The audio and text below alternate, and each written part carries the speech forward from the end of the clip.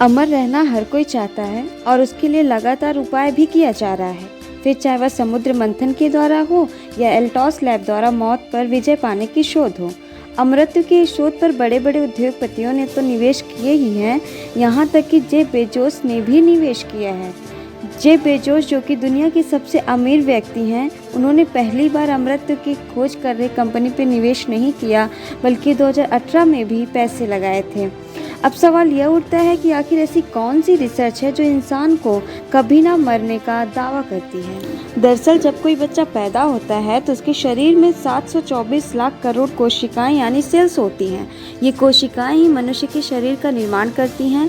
कोशिकाएं ही पहले ऊतक बनाती हैं, ऊतक अंग बनाता है और फिर अंग तंत्र का निर्माण होता है। ये कोशिकाएं ठीक उसी ईंट की भांति कार्य करती हैं जो कई ईंट मिलकर किसी भवन का निर्माण करती हैं, और बढ़ती उम्र के साथ साथ ये कोशिकाएं मरने लगती हैं और इंसान का शरीर बुढ़ापे का रूप ले लेता है।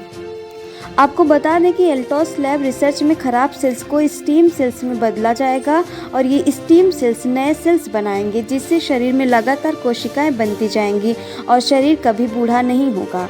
आपको बता दें कि यह रिसर्च चूहों पर भी सफलतापूर्वक किया जा चुका है। यह एक्सपेरिमेंट उन बूढ़े चूहों पर किया गया है जो बढ़ती उम्र के कारण अंधे हो गए थे और देख पाने में असमर्थ थे। हैरानी की बात यह है कि इस एक्सपेरिमेंट के बाद वो चूहे देखने में सफल हुए। इतना ही नहीं, इस खोज के लिए वैज्ञानिक शिन्या यामानाका को 2012 में नोबेल पुरस्कार भी दिया गया था।